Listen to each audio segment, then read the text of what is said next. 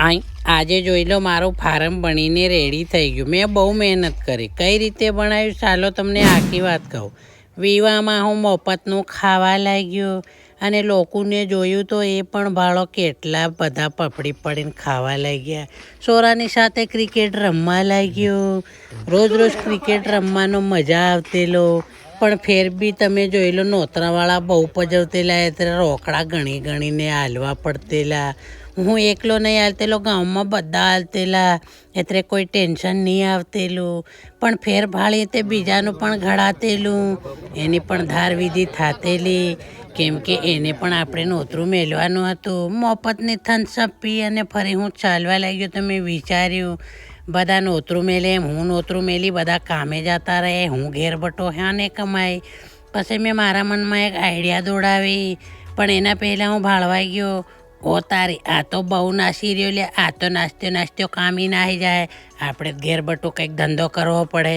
ફેર હું બેગ જાન્યુમાં ગયો એટલે સાહવાવાળા બહુ મળી ગયા.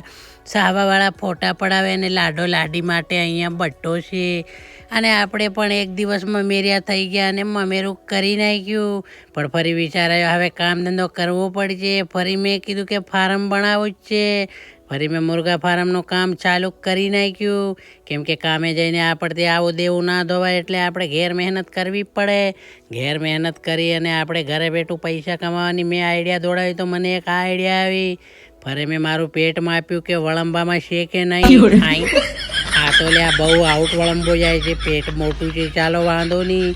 ફરી મેં પાઇપ પકડી અને બાપાને કીધું મશીનનો હેન્ડલ માર, ફટાફટ પાણી ભરી નાખીએ. બાપે હેન્ડલ માર્યો એટલે ફટાફટ પાણી ભરાઈ રહ્યું ને આપણે પકડીને ઊભા રહ્યા.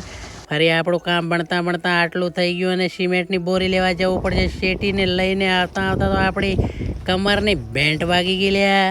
કોઈ વાંધો નહીં, જાત મહેનત જિંદાબાદ. પોતે આપણે માલ કાપી નાખીએ ફટાફટ અને માલ કાપીને માલ આપી દઈએ. બાબો ઉપર ચડી ગયો છે પ્લાસ્ટર કરવા માટે. આ આપણો લાસ્ટ કર્યો છે એટલે આ પચે એટલે આપણે સીધા પતરા નાખી દઈશું. ફરી અમે 2 દિવસ પછી વિડીયો શૂટ કર્યો તો જોઈ લો, પતરા અમે નાખીને રેડી કરી દીધું હતું. બાકી મારું ફાર્મ જોઈ લો રેડી બની ગયું છે. હવે બધા લોકો કામે નાહી ગયા છે અને તમારે ભાઈએ ઘરે ફાર્મ બનાવી દીધું છે. કેમ કે બધા કામ કરીને પૈસા કમાશે. આપણે જોઈ લો ઘરે કૂકડા નાખી દીધા છે નાના. આને મોટા કરીને વેચીશું. બધા લોકો કામે તો આવીને આપણી પાસેથી મરઘા લઈ જશે. હાલમાં હું તમને અંદરથી બતાડી દઉં કે મરઘા કેટલા મોટા છે. આટલું મોટું આપણું ફાર્મ છે અને ત્યાં નાના ગાળામાં થોડાક મરઘા નાખ્યા છે.